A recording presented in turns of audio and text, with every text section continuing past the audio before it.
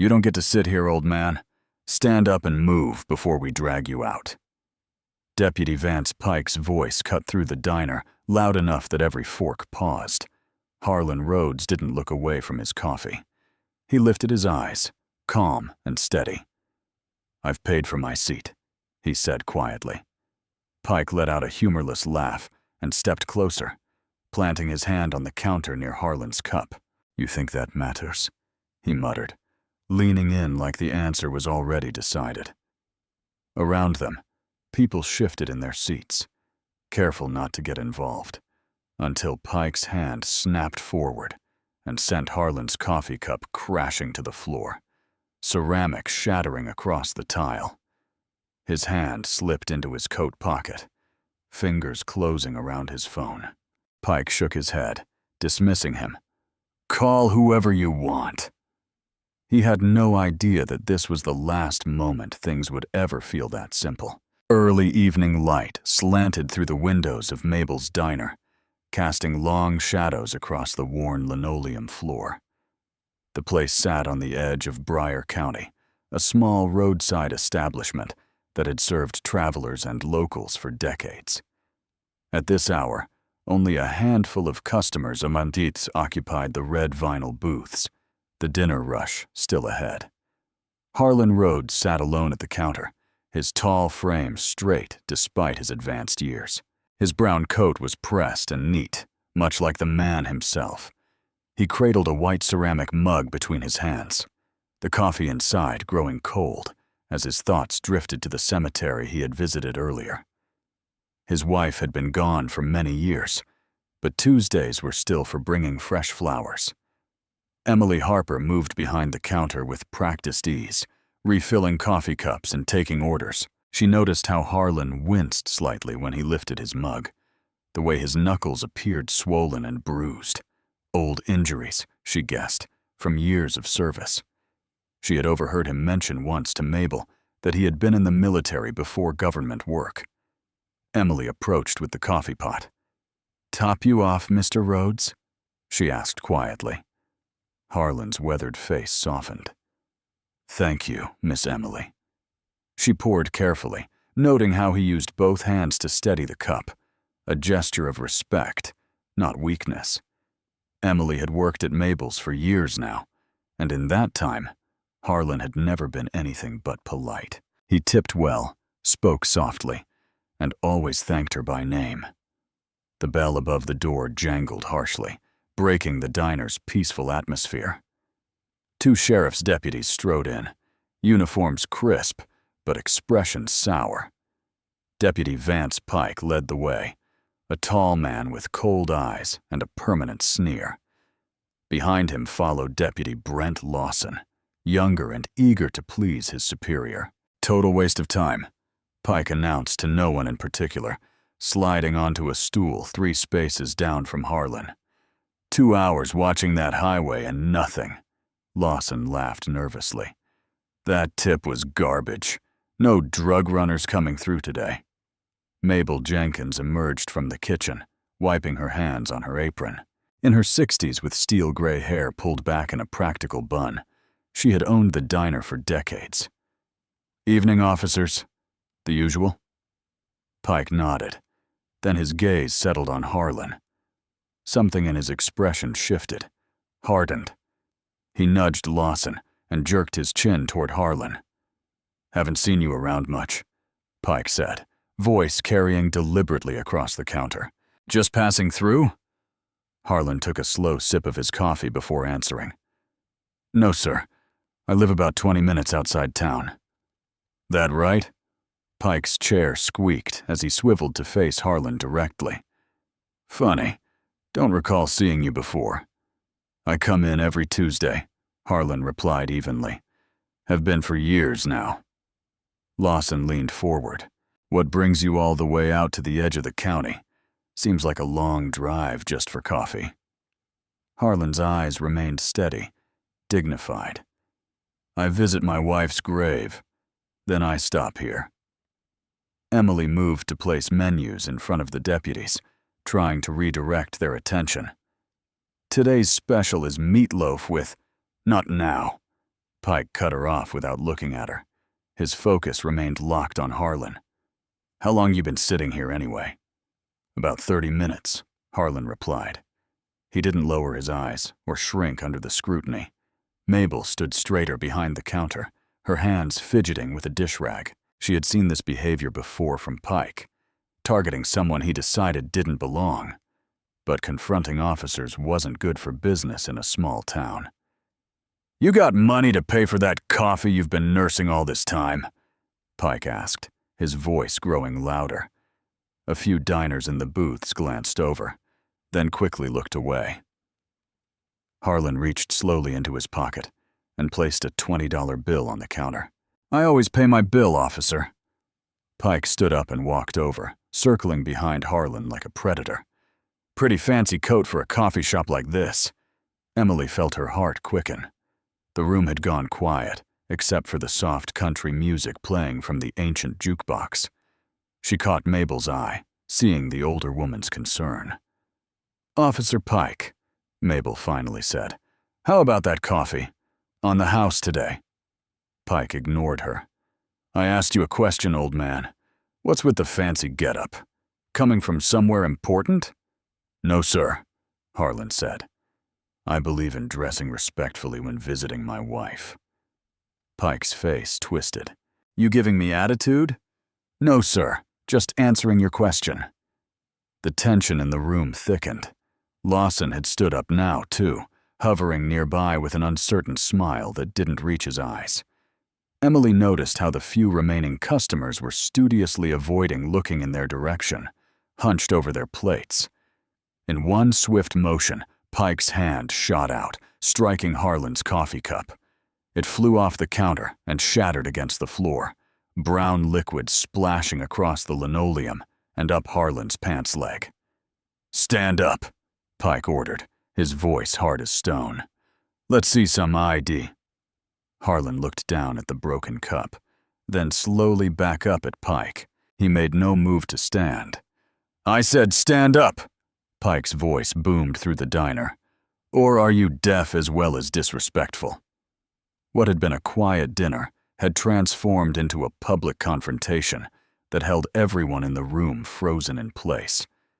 Coffee dripped from the counter edge, forming a dark puddle on the diner's scuffed linoleum floor.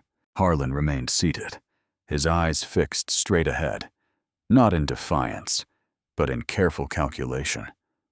That single moment of stillness was all Deputy Lawson needed. "You deaf, old man?" Lawson stepped forward, his hand already gripping his baton. "Officer, I gave you an order." Emily stood frozen by the kitchen doorway, a plate of apple pie trembling in her hand. Her eyes darted to Mabel, who took one determined step forward. "Now, officers, there's no need for—" Mabel's words died in her throat as Pike casually moved his hand to rest on his holstered weapon. The gesture wasn't subtle. It wasn't meant to be. "Stay out of police business, Mabel," Pike warned, his voice dropping to a dangerous whisper. "Unless you want the health inspector making a special visit tomorrow." Harlon carefully placed both palms flat on the counter. "I'll stand," he said evenly. "There's no trouble here." But before he could push himself up, Pike grabbed the back of his collar. "Too late for cooperation." With a violent jerk, he yanked Harlon backward off the stool. The older man's feet tangled, his body twisting awkwardly as he tried to catch himself. "Resisting!" Lawson shouted, as if reading from a script they had rehearsed. "He's resisting!" Harlon hadn't even touched them. His arms were outstretched, trying to regain balance, when Pike slammed him into the nearest table. Coffee cups and plates clattered to the floor. A family with young children scrambled from their booth, the mother scooping up her toddler. "On the ground!" Pike ordered, forcing Harlon's arm up behind his back at a painful angle. "On the ground, now!" Harlon's knees hit the floor first, then his shoulder as they pushed him down. His body moved with the stiffness of age, joints that didn't bend as they once had, muscles that had lost their quick response strength. But even as they forced him face down onto the cold tile, something in his composure remained unbroken. "I'm not resisting," Harlon said, his voice steady despite being pressed to the floor. When Harlon instinctively moved his arm to protect his ribs, Pike's fist came down hard across his cheekbone. Blood immediately welled from a split in the skin. "Stop moving!" Pike shouted. Lawson drove his knee into Harlon's back, grinding down between his shoulder blades. The sound that escaped Harlon's lips wasn't quite a cry, more like the involuntary release of air from lungs being crushed. A child screamed from across the diner. The noise pierced the horrible silence that had fallen over the other customers. Plates crashed to the floor as an elderly couple hurried toward the exit, refusing to meet anyone's eyes. Emily's hands shook so badly she nearly dropped her phone as she slid it onto the shelf beside the pie case, angling it toward the unfolding scene. She tapped the screen twice, starting the recording, then stepped back as if she had merely been arranging desserts. "Please," Mabel's voice cracked as she moved toward them again. "He's a good customer. He's not doing anything wrong." Pike looked up at her, his face flushed with exertion and something darker, something that looked too much like enjoyment. "One more word, and I'll shut this dump down for code violations so fast your head will spin. You serving food with those dirty rags?" Mabel's mouth snapped shut, her face pale with fear and rage. On the floor, Harlan's breathing had become labored. Each inhale a shallow struggle. Blood trickled from his split cheek onto the white tile. His glasses lay broken a few feet away, one lens cracked clean through. Still, his eyes remained clear, focused. "My coat," he whispered, his voice barely audible over Lawson's continued shouting. "My coat pocket, please." Emily noticed his brown coat had fallen half under a nearby stool during the scuffle. With Pike and Lawson focused on securing handcuffs that bit cruelly into Harlan's wrists, she edged toward it. "Don't you dare!" Pike snapped, catching her movement. But Harlan had managed to stretch one hand, still cuffed, toward his fallen coat. His fingers trembled with the effort, yet there was purpose in every movement. Somehow, despite the knee in his back and the blood on his face, he reached the pocket and extracted his phone. With remarkable steadiness, Harlan pressed one button, then another. The call connected instantly. "It's Rhodes," he said softly into the phone. "Briar County, Mabel's Diner. Nothing more, nothing less." Pike's face contorted with rage. He lunged forward, ripping the phone from Harlan's hand. "Who the hell you think you're calling?" Pike growled, staring at the screen before the call disconnected. "Your lawyer? Think that'll scare me?" Harlan said nothing, but the look in his eyes had changed. Not defeated, not afraid, just certain, as if he had completed exactly what needed to be done. Pike held Harlan's phone high like a trophy, his face twisted in a sneer. The screen still glowed with the ended call as he examined it. Blood trickled from Harlan's temple onto the diner's white tile floor, forming a small puddle that grew with each passing second. The old man remained still, hands now cuffed behind his back, his breathing shallow but controlled. "Look at this, Lawson," Pike laughed, waving the phone. "No password. Old people, I swear." From behind the register, Emily kept her phone recording, her heart hammering so hard she feared the officers might hear it. She had angled it perfectly, capturing everything while appearing to simply stand frozen in fear. Her fingers gripped the edge of the counter until her knuckles turned white. Lawson nudged Harlan's wooden cane with his boot, then kicked it across the floor where it clattered against the wall. "Who exactly did you think you were calling, old-timer? The president?" He barked out a laugh. "Your grandson? Your bingo buddies?" Before Pike had ripped the phone away, Harlan's voice had been steady, measured. Not the desperate plea of a man being assaulted, but the precise report of someone used to being heard. "This is Harlon Rhodes. It's happening now." That was all he had managed before Pike ended the call. But something about those words, the way he had said them, hung in the air like smoke. Pike scrolled through Harlan's recent calls, his smirk fading slightly. "Who's this GUIH office number? What? You got some Washington friend you think cares about you?" Harlan said nothing. His eyes remained fixed on Pike's face, unwavering. "I asked you a question." Pike's boot pressed down on Harlan's shoulder, grinding it against the hard floor. The police radio clipped to Pike's shoulder suddenly crackled to life. "Unit 47, dispatch requesting immediate status update. Respond." Pike frowned, reaching for his radio. "Unit 47, situation under control at Mabel's Diner. Got a suspect in custody." The radio crackled again. "Unit 47, confirm nature of incident and full status of all persons involved. Sheriff wants details now." Lawson's head jerked up. "What's going on? We didn't call this in yet." The radio continued, urgency in the dispatcher's voice. "All units be advised. Black government SUV spotted crossing county line on Highway 16. Plates match federal registry. Repeat, federal vehicle entering county limits." Pike's face drained of color. "What the hell?" Emily's eyes darted to Harlan, seeing him in a new light. Beneath his coat, partially revealed by the struggle, she noticed a small lapel pin she hadn't seen before. Nothing flashy, just a simple emblem that looked official. And on his wrist, half hidden by his sleeve, was an old military bracelet, worn smooth by decades. This wasn't just some elderly man passing through. Mabel had seen it too. She took a small step backward, her eyes widening with sudden understanding. "He's not," she started to whisper, but caught herself.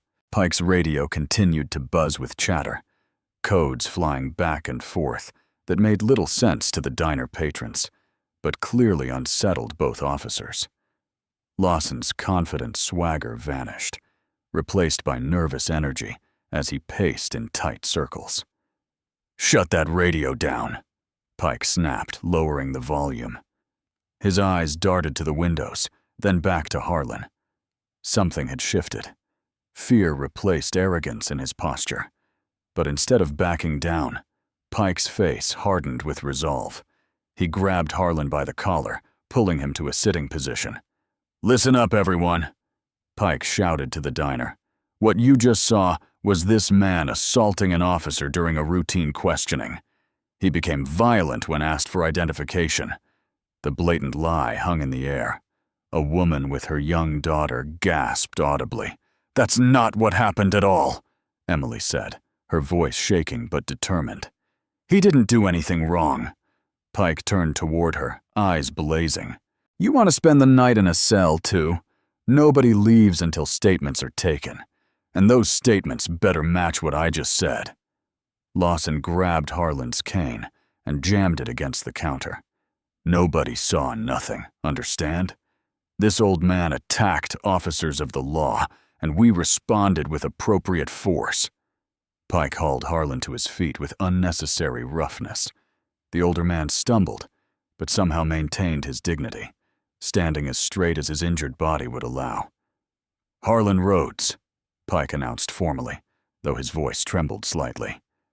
"You're under arrest for assaulting a police officer, resisting arrest, and disturbing the peace." He pocketed Harlan's phone, then shoved him toward the door. "Lawson, get the car. We're taking him in now." As they moved toward the exit, Harlan's eyes met Emily's for just a moment. There was no fear there, no plea for help. Instead, she saw something that sent a chill down her spine. Absolute certainty, as if every moment of this horrible scene was unfolding exactly as he had expected. Outside Mabel's diner, the patrol car's lights slashed through the evening darkness. Red and blue beams painted the small parking lot in frantic pulses, turning the ordinary scene into something sinister. The few remaining customers peered through the windows, their faces ghoulish in the colored light. Deputy Pike shoved Harlon against the side of the patrol car. The older man's body tensed with pain as his already injured ribs met cold metal. His wrists, locked in cuffs behind his back, were twisted at an angle that would hurt a man half his age. "Stand still," Pike growled, patting Harlon down with unnecessary force. While the deputies focused on Harlon, Emily slipped quietly through the diner's side door. Her hands shook as she pulled her phone from her apron pocket and scrolled to find her cousin Marcus's number. The video she had recorded showed everything: the unprovoked attack, Harlon's dignity, the officer's cruelty. 3 taps later, it was sent with a simple message. "Save this. Police brutality at the diner. They're arresting him now." She tucked the phone back into her pocket and hurried around to the front of the building, slipping inside before anyone noticed she had been gone. Pike glanced toward the diner windows, suddenly aware of how many eyes were watching. Too many witnesses, too many people who had seen what really happened. "Lawson," Pike ordered, "get in there and grab the security recorder. Now!" Lawson nodded and jogged back into the diner, the door banging behind him. Inside, Mabel stood with her arms crossed, her earlier fear replaced by simmering anger. "You have no right to touch my property," she said, as Lawson headed straight for the small office behind the counter. "Police investigation," Lawson answered without looking at her. He ducked into the cramped space where a small security system recorded footage from 4 cameras throughout the diner. Mabel followed him, her voice rising. "You need a warrant for that." "We don't need anything," Lawson snapped, yanking cords from the back of the small recorder. "This is evidence in an assault on officers." Emily had just stepped back inside, trying to look like she had never left. She watched helplessly as Lawson disconnected the system and stuffed the small hard drive into his pocket. "That's my property," Mabel insisted, but her protest faltered as Lawson turned to face her, towering over her small frame. "You want to go to jail too, old woman?" "For obstruction?" he asked, his voice low and threatening. Outside, Pike was rifling through Harlon's wallet. Harlon stood silently, his breathing shallow and careful. The kind of breathing someone does when each inhale sends pain shooting through cracked ribs.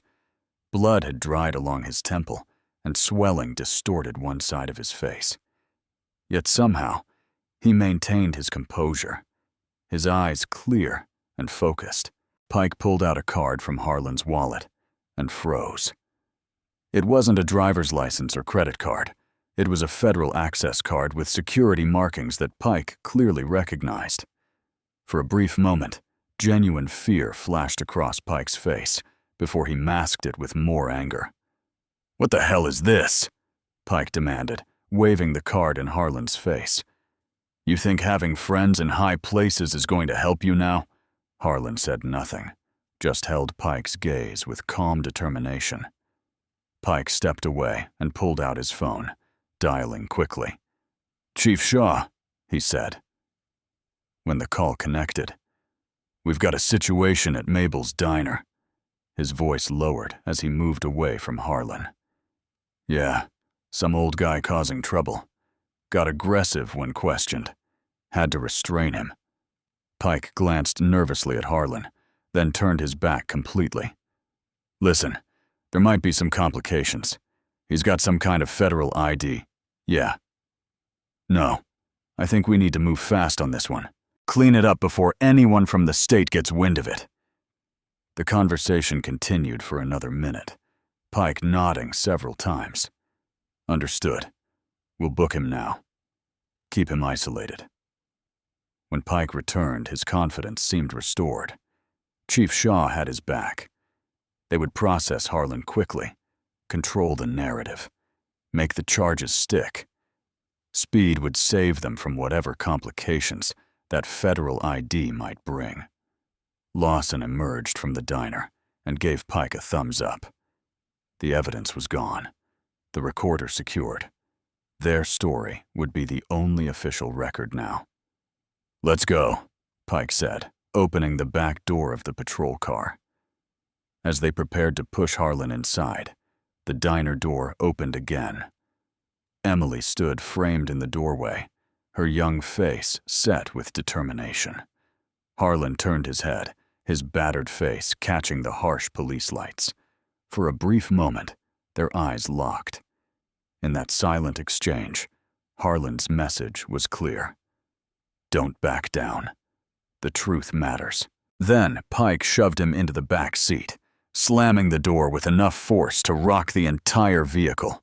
The fluorescent lights of Broward County Jail buzzed overhead, making Harlon's bruises look even worse against his dark skin. Pike kept a grip on Harlon's arm tighter than necessary as they moved through the booking area. Every few steps, he would give a little shove, hoping for a reaction. Harlon gave him none. Desk Sergeant Arnett looked up from his computer, eyes widening slightly at Harlon's battered face. "Got ourselves a fighter," Pike announced, loud enough for everyone to hear. "Assaulted an officer at Mabel's diner. Resisted arrest. Nearly started a riot." Arnett's gaze moved from Harlon's injuries to Pike's unmarked face, then to Lawson, who didn't have a scratch on him. His expression said everything his mouth didn't. "Need to process him," Pike continued. "Dangerous individual. Threatened federal connections."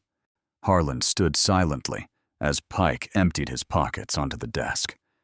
When the federal access card slid out, Arnett picked it up, studying the security markings and restricted access codes.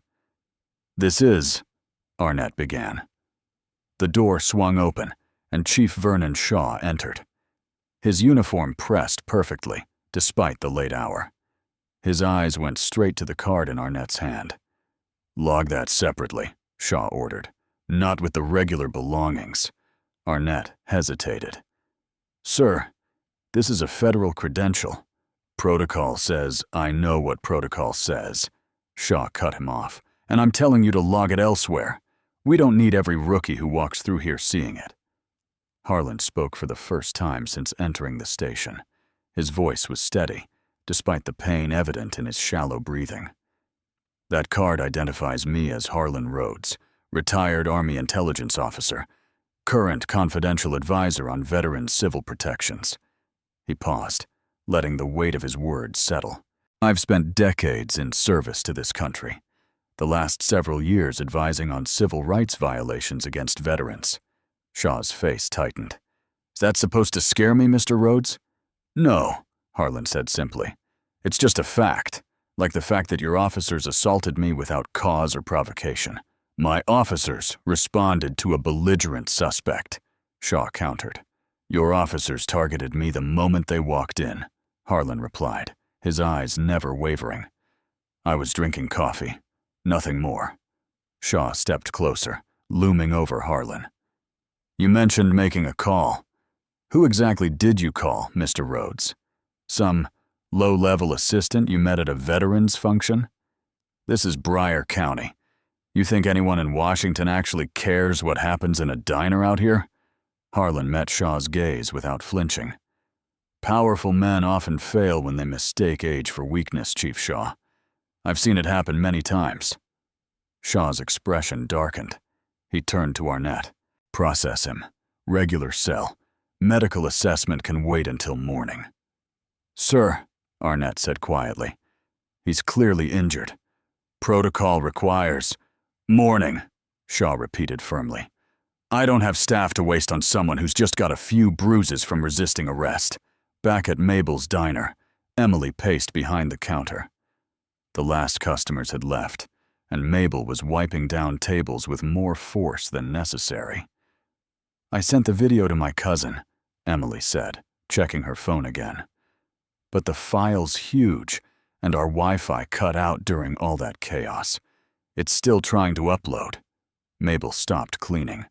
"Can you send it another way?" "I'm trying," Emily said, "but the signal out here is terrible. And what if they come back? They already took the security recorder." Mabel's weathered face hardened with resolve. She walked to the register and reached beneath it, pulling out a small key. "They took the recorder, but they missed this." "What is it?" Emily asked. "Backup system key. After we got robbed last year, my nephew installed a second recorder hidden under the floorboards in my office. Lawson took the main one, but he doesn't know about the backup." Emily's eyes widened. "So we have everything? The whole thing?" "Everything," Mabel confirmed. "I've kept quiet in this town for decades. Looked the other way when Pike and his buddies threw their weight around. Not anymore." She closed the key in Emily's palm. "That man stood his ground with dignity while they beat him bloody. I'm standing with him." Emily's phone buzzed. A text message from her cousin. "Video file corrupted during upload." "Send again?" "This isn't working," Emily whispered. "Easy now," Mabel said automatically, then smiled. "But I understand the feeling. We'll get this right, honey. They think they've buried what happened here, but they picked the wrong man and the wrong diner." Emily nodded, gripping the backup key tightly. "Do you think his call will really help?" "To the White House? I don't know," Mabel admitted. "But I saw his eyes when they took him. That wasn't a man who makes empty threats." Outside, thunder rolled across the sky as storm clouds gathered. Back at the jail, Harlon Rhodes sat alone in his cell, pain radiating through his body with each breath. Deliberately denied medical care by those sworn to uphold the law. The assault at the diner had become something far worse. A calculated institutional crime committed by an entire chain of command. Near midnight, the neon open sign at Mabel's diner flickered off. The parking lot sat empty except for 3 cars. Mabel's ancient Buick, Emily's battered Honda, and Luis Herrera's pickup truck. Emily pulled the blinds across the front windows, her fingers trembling slightly as she spotted a county cruiser idling across the street, its headlights off, but interior lights casting a faint glow on the officer inside. "They're watching us," she whispered. Mabel locked the front door with a decisive click. "Let them watch. We've got nothing to hide." Luis Herrera emerged from the kitchen, wiping his hands on his apron. The cook's dark eyes were wary, his movements careful as he peered through the blinds. "That's Officer Reeves," he said quietly. "Pike's cousin. He's bad news." Emily's stomach tightened. "Do you think they know about the backup drive?" "No," Mabel said firmly. "Only my nephew and I knew about that." "Come on." The 3 moved toward the back office, a cramped space filled with decades of paperwork and memories. Mabel flipped on the desk lamp rather than the overhead light, casting long shadows across the room. "Under the floorboards," she instructed, pointing to a worn spot beneath her desk. "Luis, help me move this." Luis pushed the desk aside while Emily kept watch at the small office window. The cruiser hadn't moved. "How long have you had this backup system?" Emily asked. Mabel knelt with difficulty, her knees protesting. "Since that new police chief came in. Something about him never sat right with me. Started noticing how his officers treated certain folks who came through here." She pried up a loose floorboard, revealing a small hollow space beneath. "Found my delivery driver beaten up behind the dumpster one night after he argued with Pike about a parking ticket. Figured I might need eyes of my own someday." Luis whistled softly. "Smart lady." Mabel reached into the space and felt around until her fingers closed on something. Smart is surviving decades running a diner in a town where power doesn't like to be questioned. She pulled out a small metal box that had been tucked beneath an old recipe card file. Inside was a compact digital recorder. Emily took it carefully. How do we know it worked? Only one way to find out, Mabel said, gesturing to the ancient computer on her desk. Louise kept watch while Emily connected the drive. The screen flickered to life, showing the diner from 4 different angles. She clicked through the footage until Harlon appeared at the counter, then fast-forwarded to the moment the deputies entered. "It's all here," she whispered. Everything. The coffee, them shoving him down, the beating. Her voice broke as the screen showed Pike striking Harlan's face. "That poor man," Louise leaned in. "That's evidence they can't deny." Emily nodded, quickly copying the files to a flash drive she kept on her keychain. Then she opened her email and attached several still images showing the clearest moments of the assault. "What are you doing?" Louise asked nervously. "Sending these to Jasmine Torres at the Regional Herald," Emily replied, typing quickly. "She covered that protest in Millerton last year when nobody else would. She'll know what to do with this." "Be careful," Mabel warned. "Once you send that." "I know," Emily said, her finger hovering over the send button. "But if they're watching us, they might try to take our phones or computers. We need this somewhere else." She pressed send. Done. Louise glanced nervously at the window. "The cruiser's still there. Let's put everything back," Mabel said, "and act normal when we leave." At the county jail, Harlon Rhodes sat hunched on a metal bench, each breath sending sharp pains through his ribs. The cell was cold, deliberately so, and they had taken his coat. Blood had dried along his hairline, where Pike's hand had split the skin. Heavy footsteps approached, then stopped. Harlon didn't look up until he heard the soft clink of a cup against the bars. "Water," Sergeant Arnett said quietly, sliding a paper cup through the slot. "Should have some painkillers too," but he trailed off, glancing nervously down the hall. Harlon took the cup with shaking hands. "Thank you." Arnett looked uncomfortable with the gratitude. "Chief's orders are no medical until morning. It's not right." Harlon sipped the water slowly. "Did anyone at the diner get hurt? After they took me?" The question seemed to surprise Arnett. "You're worrying about others when you're the one sitting in a cell?" "Please," Harlon said. "The young waitress, the owner, were they safe?" Arnett hesitated. The waitress recorded it on her phone. Pike doesn't know, but Lawson mentioned seeing her slip something into her apron. For the first time since his arrest, something like hope flickered in Harlan's eyes. "Good girl," he whispered. Across town, in an elegant study lined with law books, Chief Shaw stood uncomfortably before a large mahogany desk. Behind it sat Councilman Victor Harlon, his silver hair perfectly styled despite the late hour. His tailored shirt still crisp.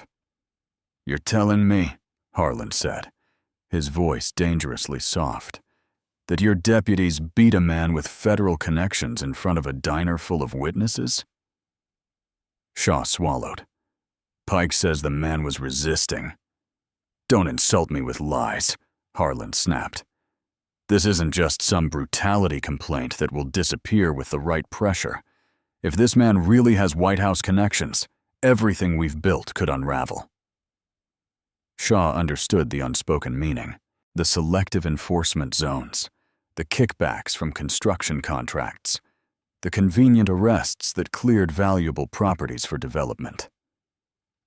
"I need this contained by sunrise," Harlon continued, his voice cold. "Every witness silenced, every piece of evidence gone." "Make it happen, Vernon." Shaw nodded stiffly. "Yes, sir." Back at the diner, Emily was gathering her things when headlights swept across the back lot. They all froze as a county maintenance truck pulled up behind the building. "That's not regular maintenance," Louise whispered, peering through the blinds. That's Hoffman. Works directly for the county commissioner. Emily clutched the flash drive in her pocket. They're not waiting until morning. They've come to erase everything. The metallic scrape near the dumpster cut through the silence. Emily's heart jumped to her throat.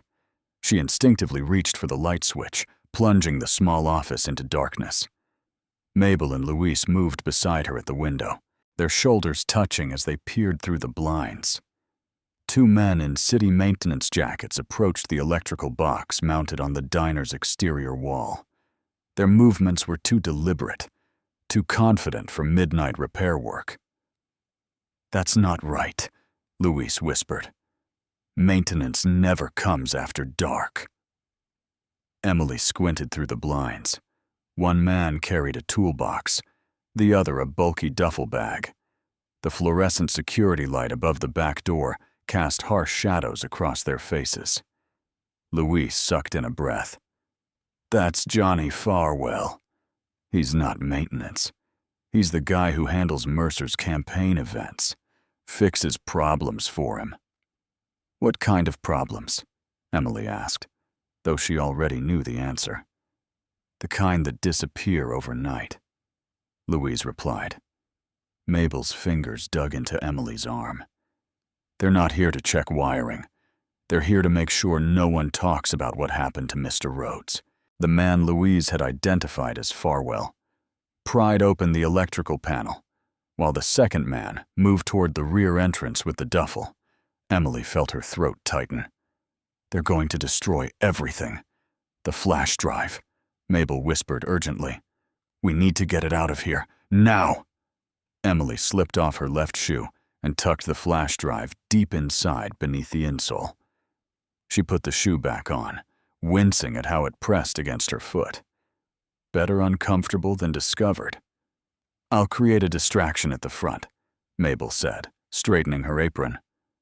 Louise, try to slow them down back here.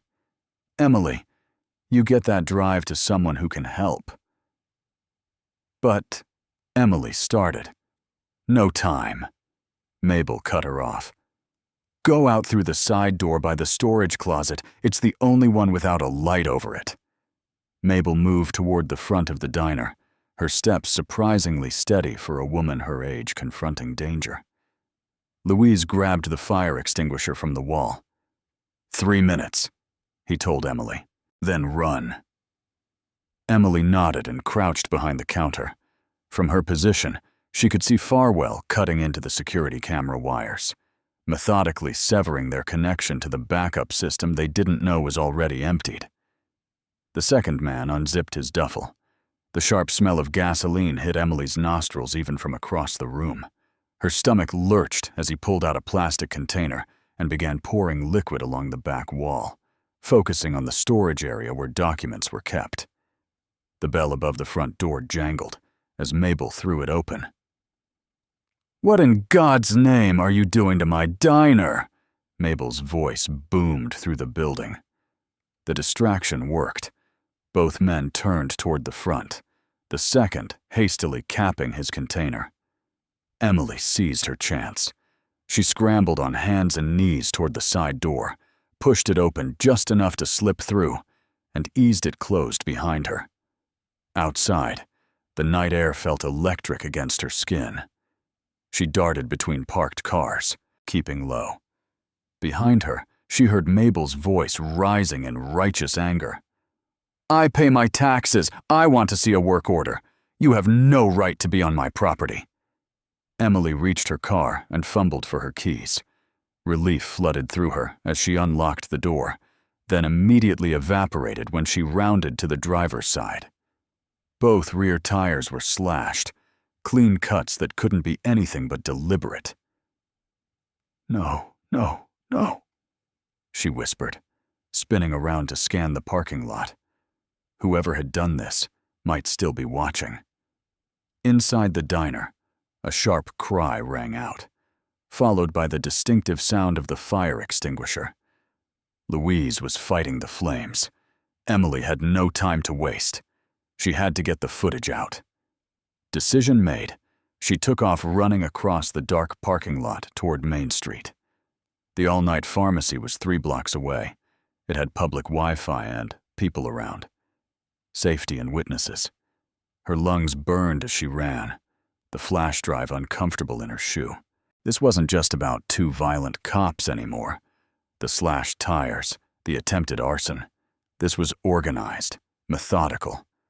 People with power were trying to bury what happened to Harlon Rhodes. They weren't cleaning up after a mistake. They were protecting something bigger. A system. A machine that had been running smoothly until Harlon Rhodes exposed its gears. Emily pushed herself harder, ignoring the stitch in her side. The pharmacy's bright lights beckoned in the distance. Cars occasionally passed, but she avoided the streetlights, sticking to shadows. Finally, breathless and sweating, she reached the pharmacy parking lot. She ducked into the store, nodding to the tired-looking cashier, and headed straight for the corner seating area, near the pharmacy counter. Her fingers trembled as she pulled out her phone and retrieved the flash drive from her shoe. She plugged it in, connected to the Wi-Fi, and pulled up her email. She found the contact information for Dana Mercer, the investigative reporter known for breaking corruption stories at the regional paper.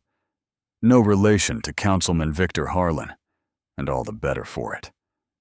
Dana had built her reputation on exposing exactly the kind of people trying to silence Harlon Rhodes tonight.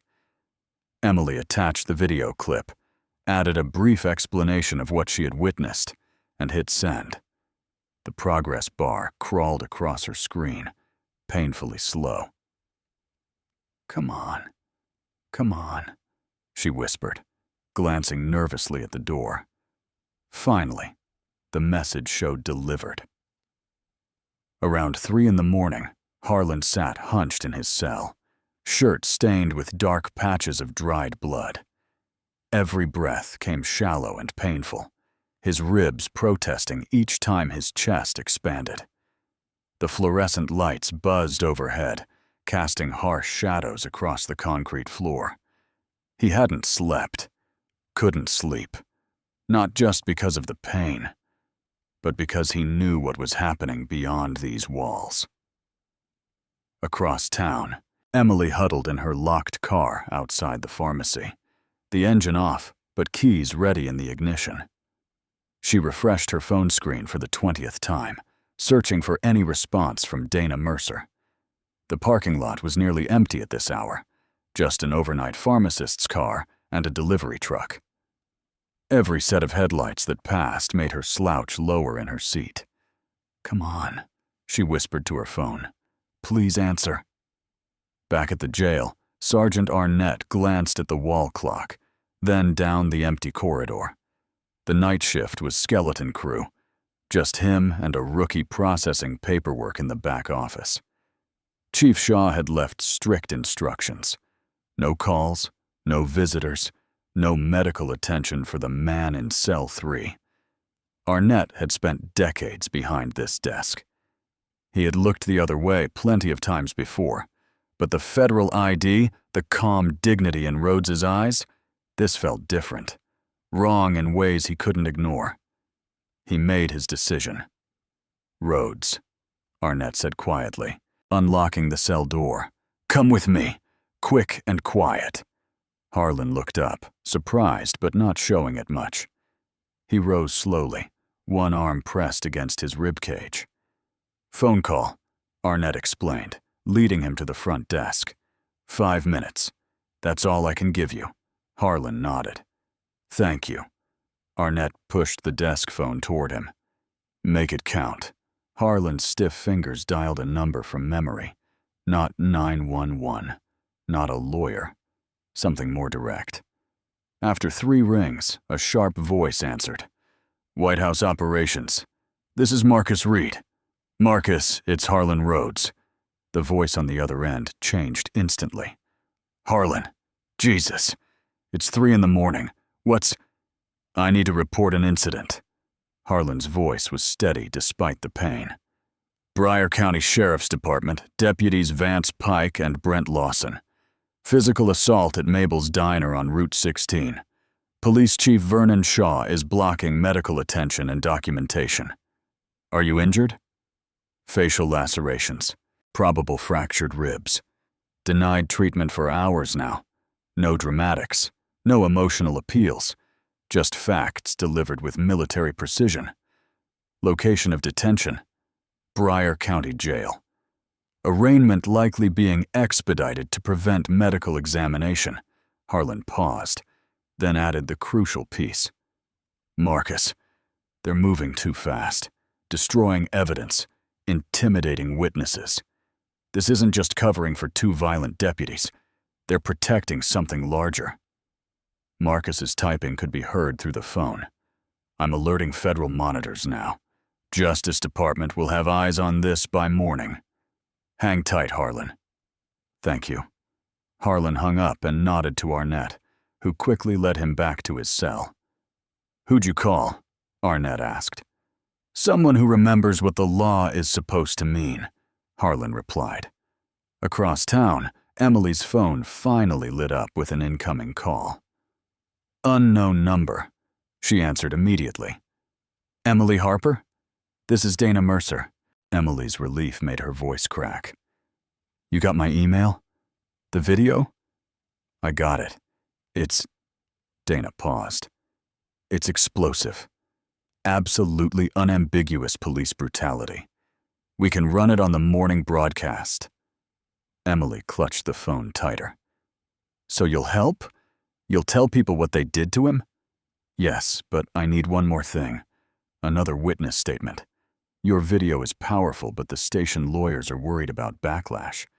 A second on-record source would bulletproof us against legal pressure. Emily bit her lip.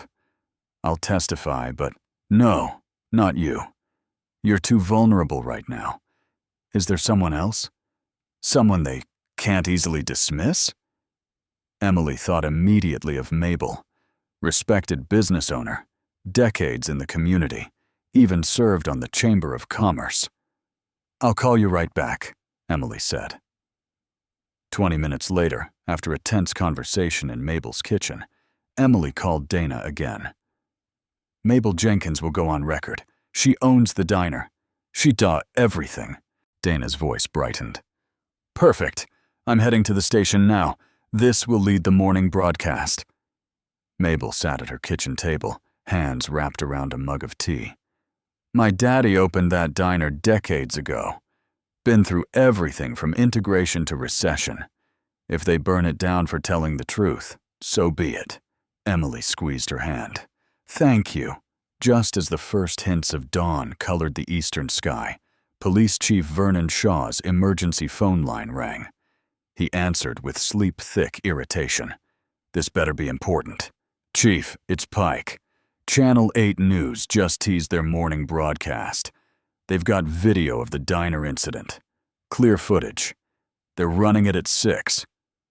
Shaw sat bolt upright, sleep forgotten. What? How the hell? The waitress must have recorded it. They've got Mabel Jenkins giving a statement, too. Shaw's face flushed dark red. His hand tightened on the phone until his knuckles whitened. Get to the station. Now. Call Mercer. Tell him media has the footage. He slammed the phone down, panic cracking the confident facade he had maintained all night. Things were unraveling faster than he could tie them back together. At the jail, the first rays of sunlight streaked through the high window of Harlan's cell. He heard multiple sets of footsteps approaching. Heavy. Purposeful. The cell door swung open. 2 deputies he hadn't seen before stood there with Shaw behind them. On your feet, Rhodes, Shaw ordered. Time for arraignment. I need medical attention first, Harlon stated calmly. Shaw smiled coldly. Judge is waiting. Can't keep the court delayed for your comfort. As they pulled Harlon to his feet across town, the Channel 8 production team gathered in the control room. Dana Mercer stood watching as technicians prepared the footage for broadcast, the timer counting down to 6. The sun rose over Bryan County, bringing light to shadows that had hidden too much for too long. Just after sunrise, Harlon Rhodes was led into the cramped county courtroom. His shoulders stooped under the weight of pain. One eye had swelled nearly shut, dark purple against his brown skin. Each step was careful, deliberate, betraying the pain in his ribs beneath the orange jumpsuit they had forced him into. Despite his injuries, he carried himself with quiet dignity that seemed to fill the small space. The courtroom smelled of old wood and floor polish. Morning light slanted through dusty blinds, casting stripes across the worn floor. Only a handful of spectators occupied the hardwood benches, mostly courthouse regulars, and a few curious county employees who had heard rumors. The door at the back creaked open. Emily and Mabel slipped in, their faces drawn with exhaustion. They had been up all night, moving between the damaged diner and the pharmacy parking lot, where Emily had finally managed to send the video. Dark circles rimmed Emily's eyes, but determination straightened her spine. Beside her, Mabel clutched her purse with white knuckles, her gray hair hastily pinned up.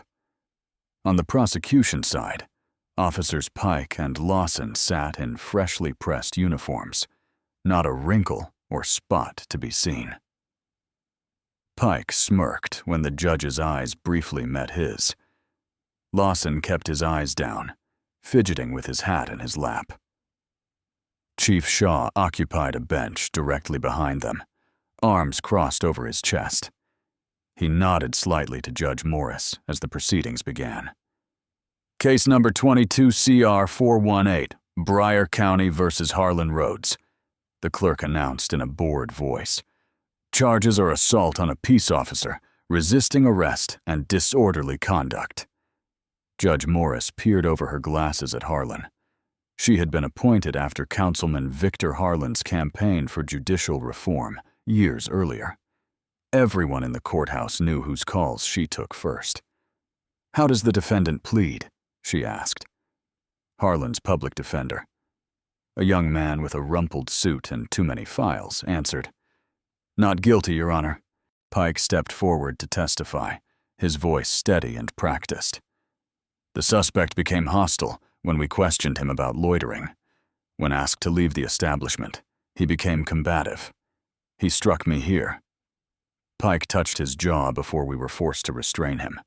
Lawson nodded along, adding, he was shouting threats, making other diners uncomfortable. The owner asked us to remove him. Mabel stiffened in her seat, her mouth falling open at the blatant lie. Emily grabbed her hand to keep her quiet. From the back bench, Chief Shaw spoke up. Your Honor, these are decorated officers with spotless records. This kind of assault cannot be tolerated in our community. The judge nodded, glancing at her papers. Bail is set at $50,000. A phone chimed. Then another. Suddenly, devices throughout the courtroom began buzzing and pinging with notifications. The bailiff's phone lit up in his pocket. Even the judge's clerk glanced down at her screen. Your Honor, Harlan's defender said suddenly, his own phone in hand.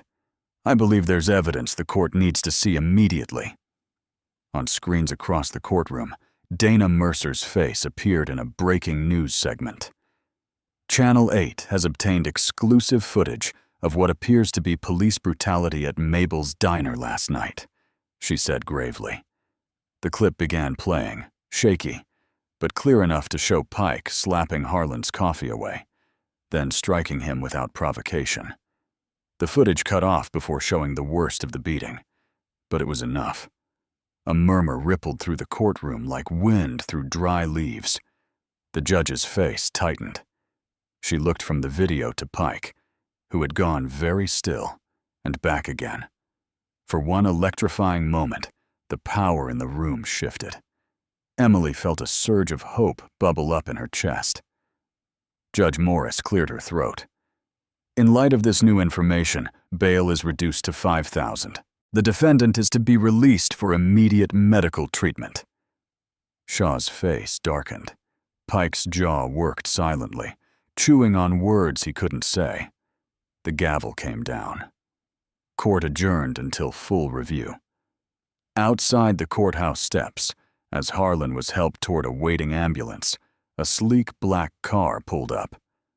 Councilman Victor Harlon emerged, straightening his tie. News vans were already gathering, reporters sensing blood in the water.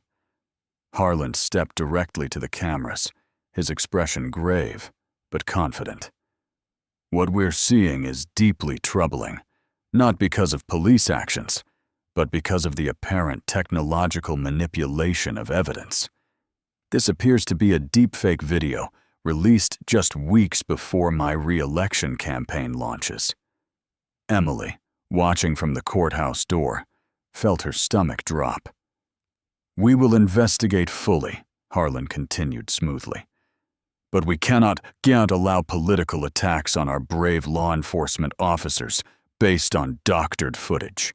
This reeks of outside interference." Within hours, social media flooded with conflicting accounts. New witnesses emerged, claiming Harlon had been drunk, aggressive. Local news channels friendly to Harlon began questioning the video's authenticity. The truth had surfaced, but the machine grinding against it was stronger than anyone expected. As paramedics helped Harlon into the ambulance, Pike stood watching from the courthouse steps, his face a mask of controlled fury. He leaned close to Lawson, whispering between clenched teeth, "This isn't over, not by a long shot. We finish what we started." Dr. Naomi Bell snapped off her gloves and stepped back from the examination table where Harlon Rhodes sat. Her face was a careful mask of professionalism, but her eyes burned with contained anger. 3 cracked ribs on the left side, facial contusions, with significant swelling around the orbital socket, internal bruising consistent with repeated blunt force trauma, possible hairline fracture of the right wrist. She spoke clearly, documenting each injury in her tablet, while a nurse photographed the injuries. Harlon winced as he slowly pulled his hospital gown back into place. Every movement sent fresh waves of pain radiating through his torso. Emily and Mabel sat in plastic chairs against the wall, their faces drawn with worry and exhaustion. "This wasn't a scuffle," Dr. Bell continued, looking Harlon in the eye. "This was a sustained assault. The pattern of injury shows defensive wounds. You were protecting yourself, not attacking." Harlon nodded slightly. "I appreciate your thoroughness, Doctor. I've treated injuries from police encounters before," Dr. Bell said quietly. "But this," she shook her head, "this goes beyond excessive force."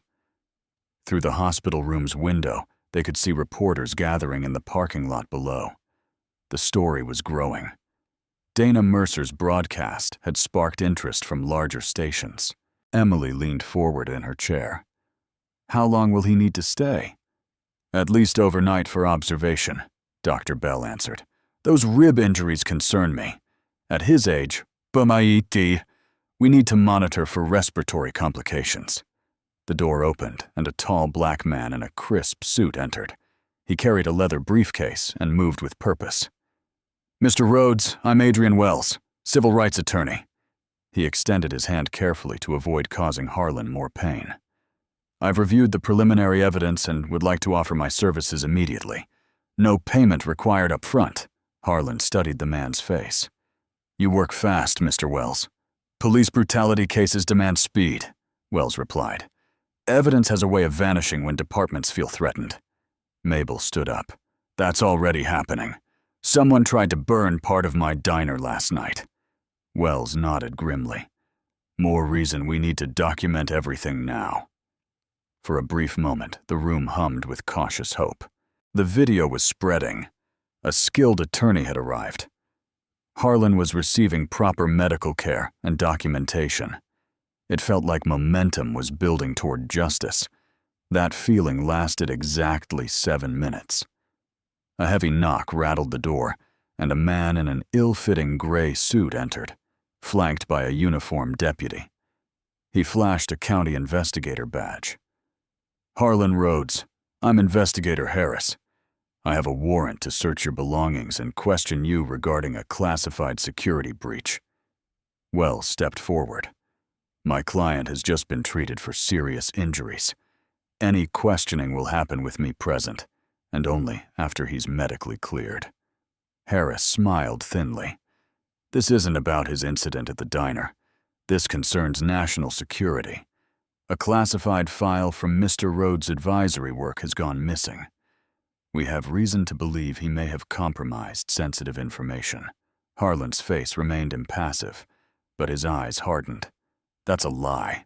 Is it? Harris produced a folder. We have a sworn statement from a White House security officer indicating possible document mishandling during your last advisory visit. Wells took the warrant, examining it carefully. This is conveniently timed and signed by Judge Morris, the same judge from this morning's hearing. Outside in the hallway, Emily's phone buzzed. She glanced down to see a notification. Her video had been removed for copyright violation from 3 different platforms. She showed it to Mabel, whose face drained of color. The hospital room door burst open again. Louise stumbled in, breathing hard. They're coming for me. Someone said I violated probation from that old parking ticket thing. 2 deputies appeared behind him, grabbing his arms. Luis Herrera, you're under arrest for violation of probation. This is witness intimidation, Mabel shouted, moving toward them. One deputy placed his hand on his holster. Ma'am, step back now. I'm not changing my story, Luis called as they dragged him away. I saw what they did. Mabel trembled, suddenly looking older and very afraid. The easy confidence of the diner owner had evaporated. She sank back into her chair. On the television mounted in the corner of the room, Councilman Victor Harlon appeared at a press conference, looking solemn. While I cannot discuss the details of an ongoing investigation, Harlon said, his voice dripping with false concern, I can confirm that Harlon Rhodes had access to sensitive information regarding veterans' benefits and personal data. The fact that classified material may have been compromised is deeply troubling. Emily's hands balled into fists. He's lying. They're trying to make people afraid instead of angry. Fear always works better than truth, Wells said grimly, especially when it involves national security. Back in the room, Harlon motioned Emily closer with his free hand. His face was pale beneath the bandages, but his eyes remained sharp. Listen carefully, he said, his voice barely above a whisper. This isn't random. I've spent the last year reviewing confidential complaints from veterans and elderly black residents in Harlan's district. Pattern of targeted traffic stops, property seizures, intimidation. Emily's eyes widened. That's why you were here? In Bryan County? Harlon nodded slightly, wincing at the movement. I visit my wife's grave every month, but this time I was also meeting with 3 veterans who filed complaints. Pike and Lawson may have targeted me by chance at the diner, but Mercer recognized my name the moment Shaw called him. You knew about him already, Emily realized. Federal task force has been quietly investigating procurement fraud and civil rights violations here for months, Harlon confirmed. The money trail leads straight to Mercer. Building contracts, private prison kickbacks, selective enforcement in certain neighborhoods. The deputy stepped closer. That's enough talking. Harlon ignored him. Pike and Lawson are just street-level muscle, he continued. They're the fists. Mercer's the brain. The whole system runs on intimidation, selective arrests, witness silencing. Mabel, who had been silent until now, suddenly straightened her shoulders. That explains why they came after my diner so fast. And Luis. Wells returned, slipping his phone into his pocket. Transport van is already downstairs. They're not waiting. Then neither am I, Emily said, pulling out her phone and starting a live stream. I'm documenting everything. The deputy reached for her phone. You can't record in here. Actually, she can, Wells countered. There's no law against recording in a hospital hallway when no medical procedures are being performed. Dr. Bell appeared in the doorway, frustration evident on her face. They're insisting on moving him now. I've documented my medical objections. 2 orderlies arrived with a wheelchair. With surprising gentleness, they helped Harlon from the bed to the chair, unhooking the handcuff from the rail, only to reattach it to the wheelchair's metal frame. Harlon's face tightened with pain, but he made no sound. Emily kept her phone steady, narrating quietly. They're taking him despite medical advice. This is Harlon Rhodes, beaten by police last night at Mabel's diner, now being arrested again on what his lawyer calls fabricated charges. The small procession moved toward the elevator. 2 deputies, Harlon in the wheelchair pushed by an orderly, followed by Wells, Emily, and Mabel. The live stream counter ticked upward. 12 viewers, 28, 53. As the elevator doors opened on the ground floor, Emily's phone pinged with a message from Dana. "Keep broadcasting. We're picking up your feed." They wheeled Harlon through the back corridor toward the loading dock, where prisoner transports arrived. Through the windows, Emily could see the county sheriff's van waiting, its engine running.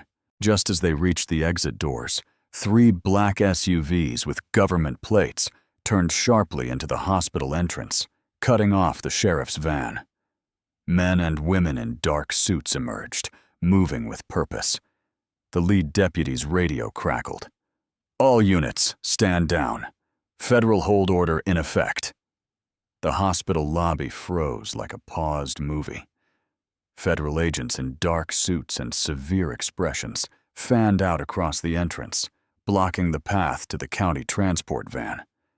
One woman with close-cropped gray hair stepped forward, badge already extended. "Special Agent Harris, Department of Justice Civil Rights Division," she announced, her voice cutting through the stunned silence. "This is an emergency federal intervention. These papers halt any transfer of Harlon Rhodes pending investigation." The county deputies exchanged nervous glances. The lead deputy, a burly man with a crew cut, examined the papers with trembling fingers. "These seem to be in order, but I need to call the sheriff," he mumbled. "Call whoever you want," Agent Harris replied. "But Mr. Rhodes stays here under federal protection starting now." Emily kept her live stream running, capturing every word. Her phone vibrated with notifications as viewers poured in by the hundreds. Dana's news station had picked up the feed, broadcasting the confrontation across 3 counties. Adrian Wells stepped forward, straightening his tie. "As Mr. Rhodes' attorney, I'll need copies of those papers." "Of course." Agent Harris handed them over while 2 other agents positioned themselves on either side of Harlon's wheelchair. Dr. Bell approached the federal team. "I have his complete medical records ready. The injuries are consistent with excessive force and deliberate harm, not with falling during lawful restraint, as Officer Pike claimed." "Thank you, Doctor," said a tall man from the federal team.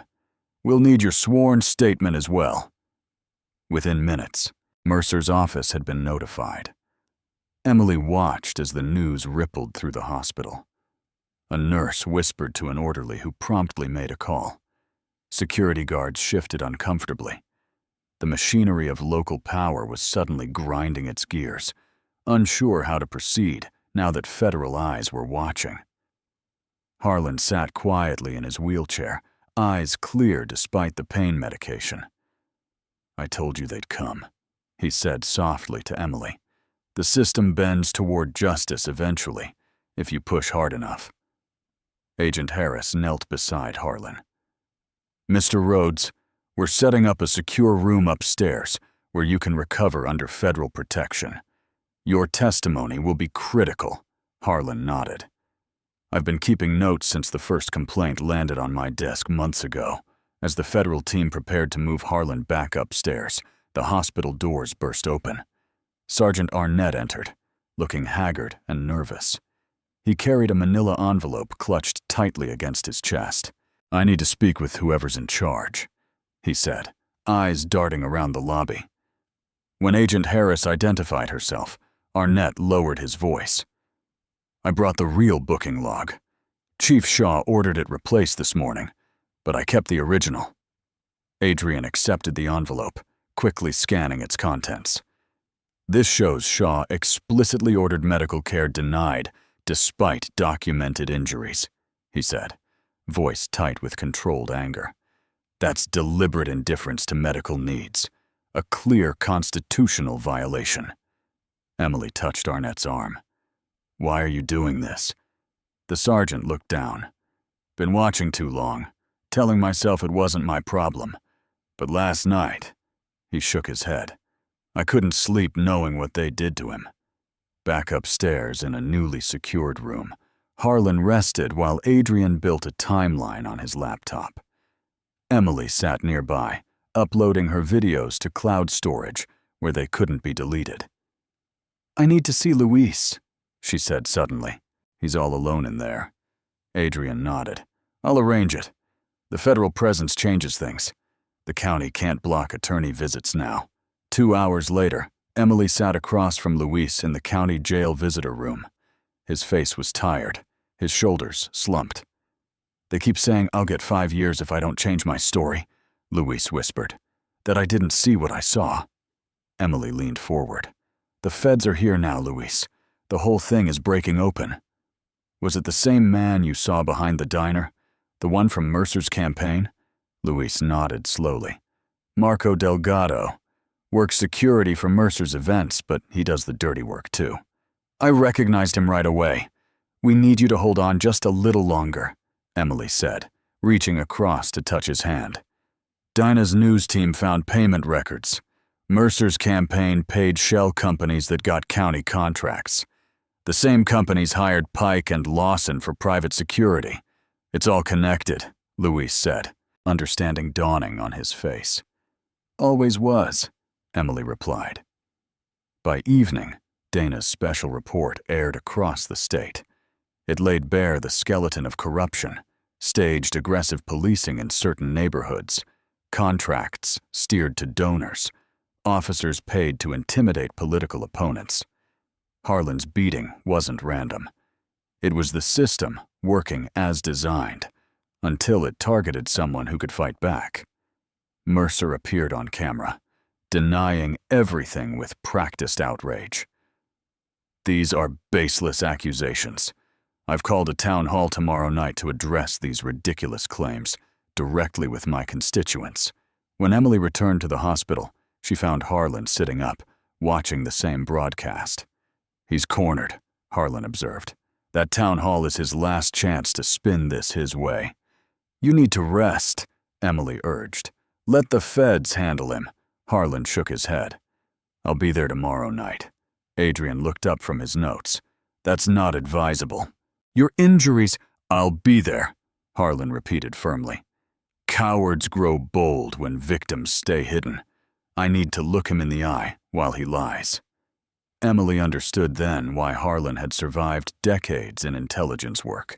His quiet strength wasn't passive. It was purposeful. He knew exactly when to stand and be counted. "Then we'll all go," she said. "Every witness, every victim."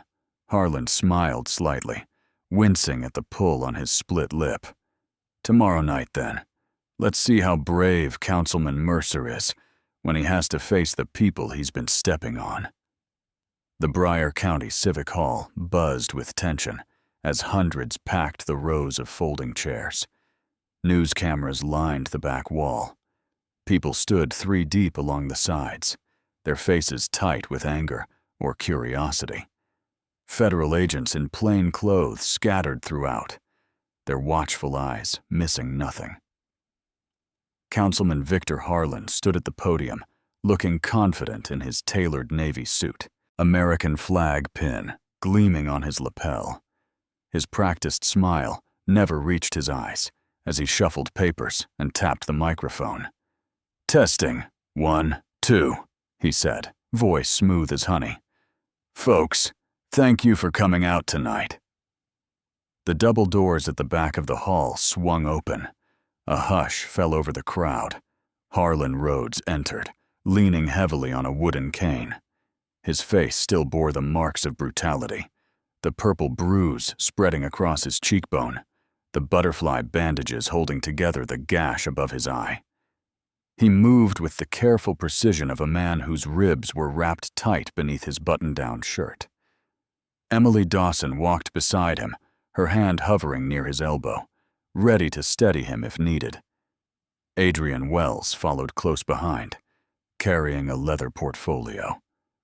The walk down the center aisle seemed endless. Every eye tracked Harlan's painful progress. Some people whispered. Others looked away, ashamed. Mercer's smile tightened.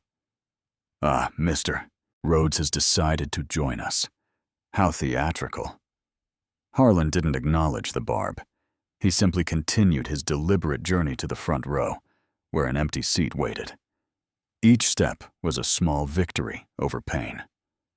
When Harlon finally sat down, Mercer cleared his throat and launched into his prepared speech.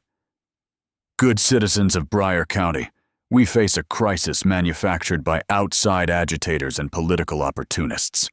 Law enforcement is under attack. Our way of life is under attack." His voice rose with practiced emotion. What happened at Mabel's diner was unfortunate, but it's being exploited by those with an agenda. In the front row, Officers Pike and Lawson sat straight-backed in their dress uniforms. Pike smirked when Mercer's eyes briefly met his. Mr. Rhodes resisted lawful commands from officers responding to reports of suspicious activity, Mercer continued. When officers attempted to secure the situation, he became combative. A murmur rippled through the crowd. Someone shouted, "That's a lie!" Mercer raised his hands. "Please, let's be civil.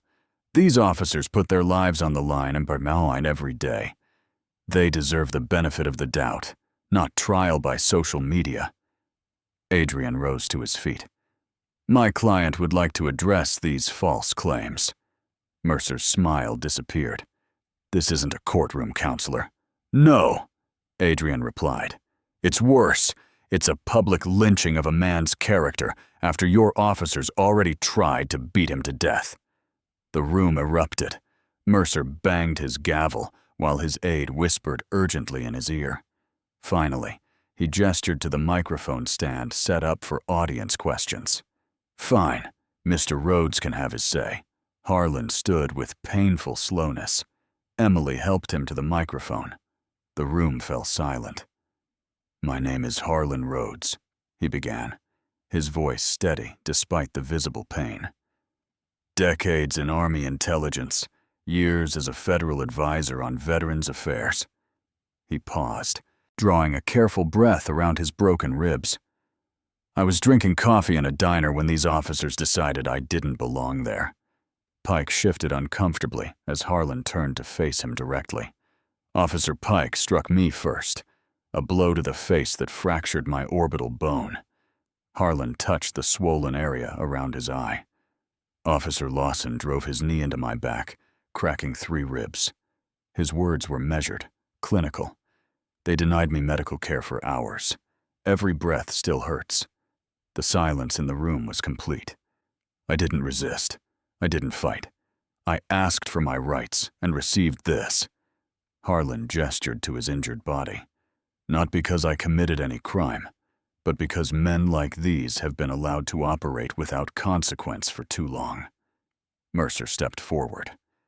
"That's your version, Mr. Rhodes.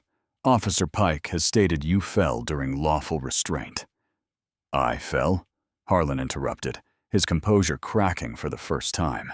"Is that what you call being thrown to the floor and beaten while customers watched? Is that what you call having my head slammed into tile?" Pike stood up, face reddening. "You resisted arrest. You were—" "I was eating pie," Harlon said flatly. "The crime was sitting while black in a diner where you didn't want to see me." Emily stepped to the microphone next. "I was there. I saw everything." Her voice shook, but grew stronger with each word. "They attacked him without provocation. When we tried to get the security footage, someone set fire to the diner's back room. They slashed my tires. They threatened all of us." From the side entrance, 2 federal agents escorted Luis Herrera into the hall. Whispers erupted as he approached the microphone. "I saw Marco Delgado behind the diner that night," Luis stated clearly. "He worked security for Councilman Mercer's campaigns. He was the one who cut the camera wires and started the fire." Mercer's face flushed dark red. "This is absurd. You can't believe this, ex-con." "We found the payment records," Adrian cut in. "Shell companies that received county contracts paid both Pike and Lawson for security services.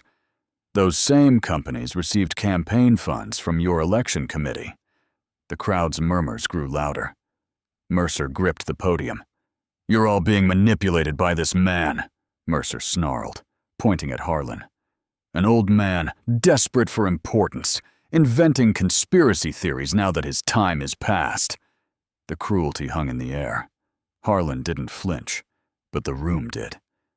Even some of Mercer's supporters shifted uncomfortably. From the back of the room, Dinah stepped forward, tablet in hand. She nodded to her crew. "Actually, Councilman," she called out, "we've recovered something you should see." The projector screen behind Mercer flickered to life. The diner's security footage began to play. The projector illuminated the darkened hall with crystal-clear footage from Mabel's diner. Unlike the grainy, partial clip that had circulated earlier, this was the complete security backup. Sharp, unedited, and devastating in its clarity. The crowd watched in stunned silence as Pike approached Harlon at the counter. Every moment played out in brutal detail. Pike slapping Harlon's coffee away, Lawson yanking the elderly man from his stool before he could even respond. Both officers forcing him to the ground while Harlon's hands remained open, never forming fists. Gasps filled the room when Pike struck Harlon in the face. The camera captured Mabel's desperate pleas. "Please, stop! He's done nothing wrong!" The officers ignored her, their faces twisted with cruel satisfaction as they continued the assault.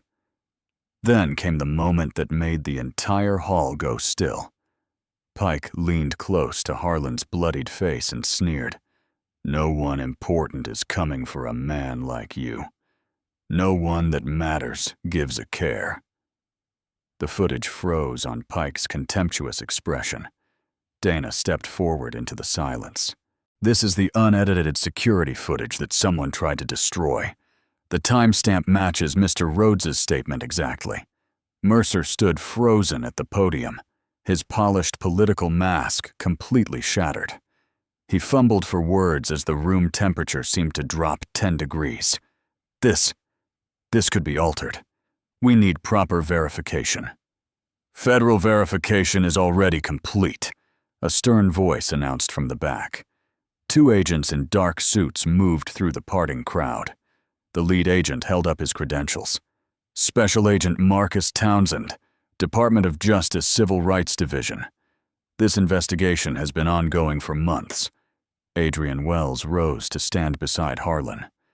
"Your Honor," he addressed the county judge, who sat ashen-faced in the front row, "I present into public record booking log that Sergeant Arnett preserved, showing Chief Shaw's direct order to deny Mr. Rhodes medical treatment for hours."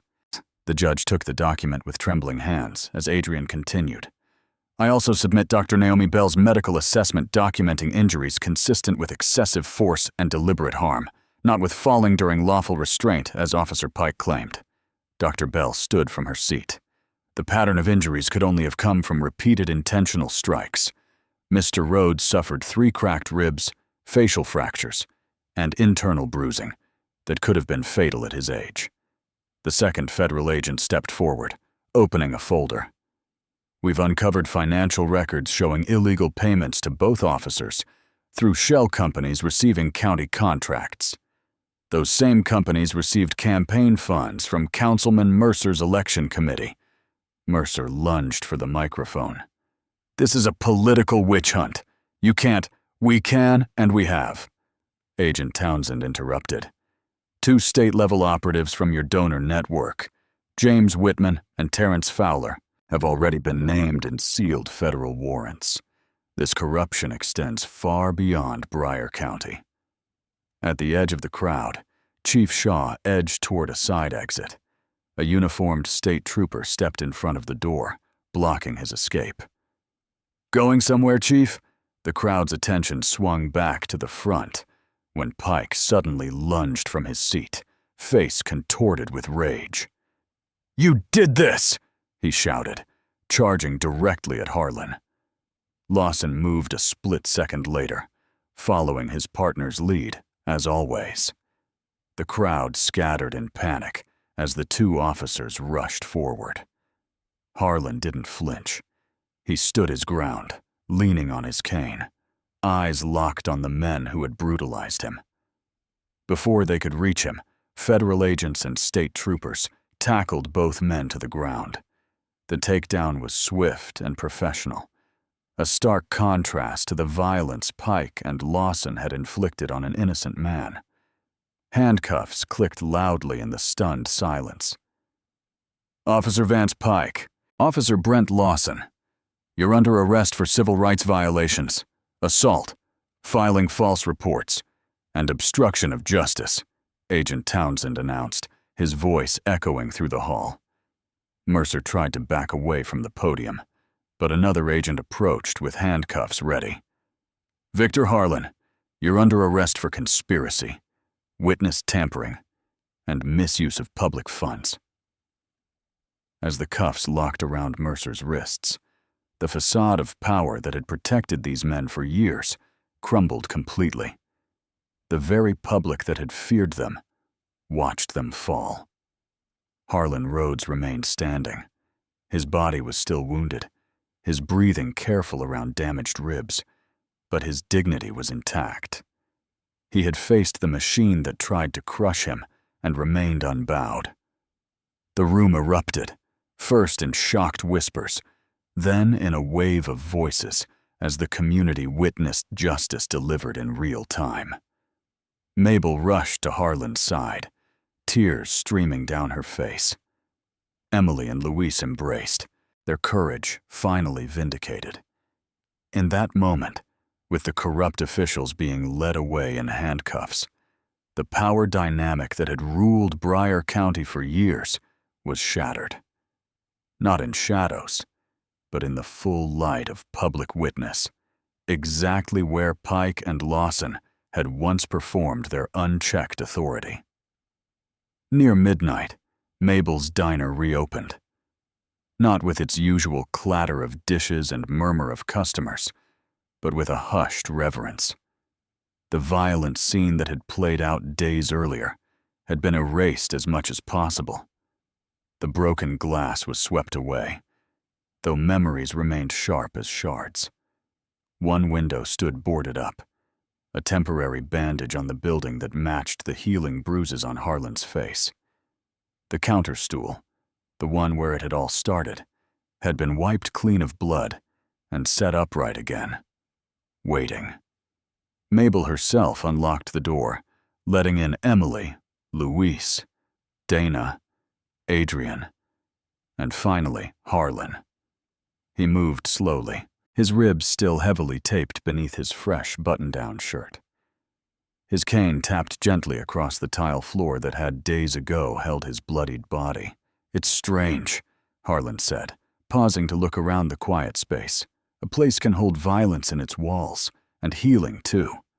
Mabel answered, flipping on the lights. She wore her best apron, the one saved for Sundays. "I wasn't sure I could ever open these doors again." Luis nodded, his eyes traveling to the spot by the register where he had watched Pike slam Harlan's head against the counter.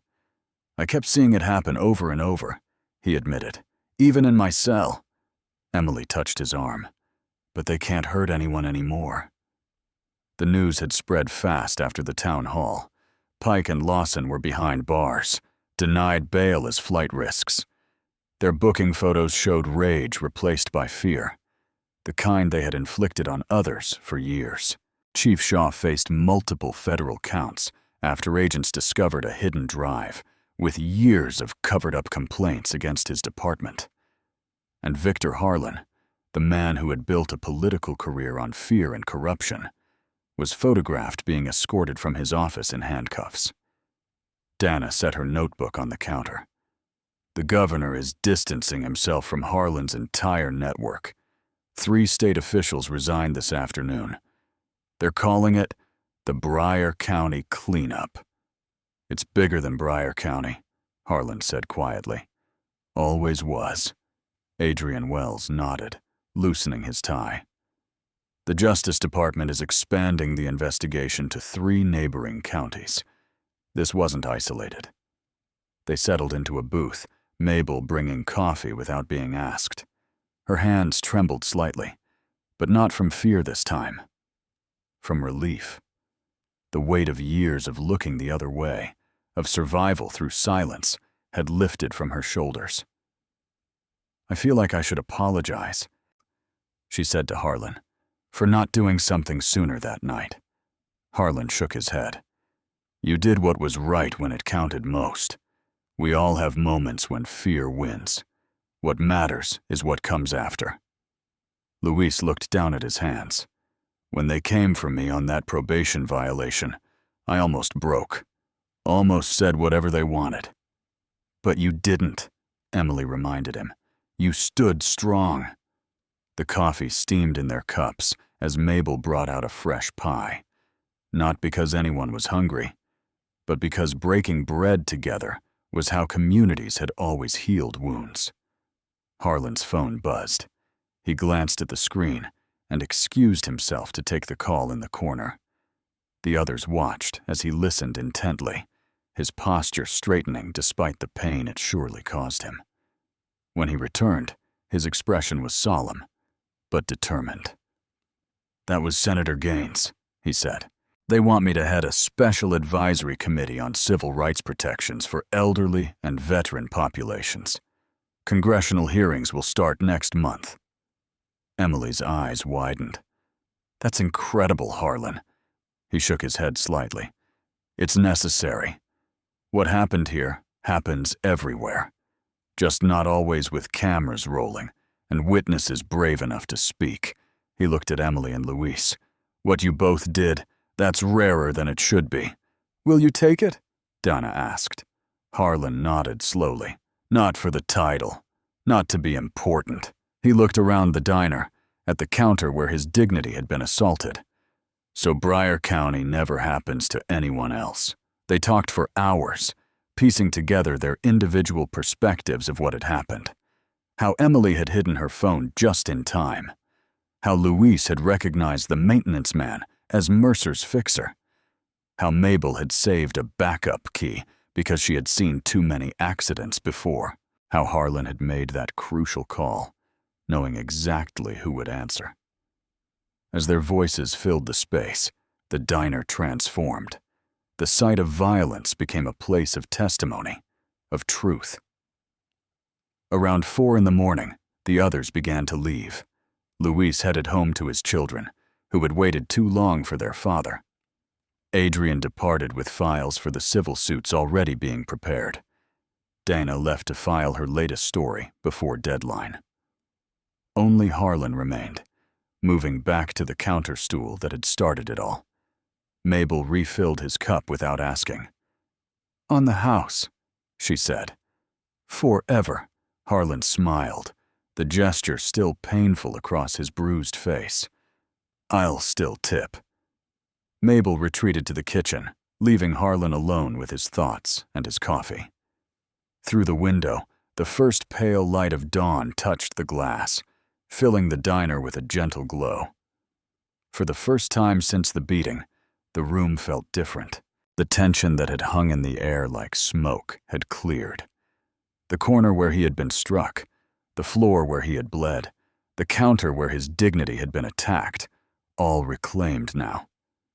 Justice had entered Mabel's diner and decided to stay.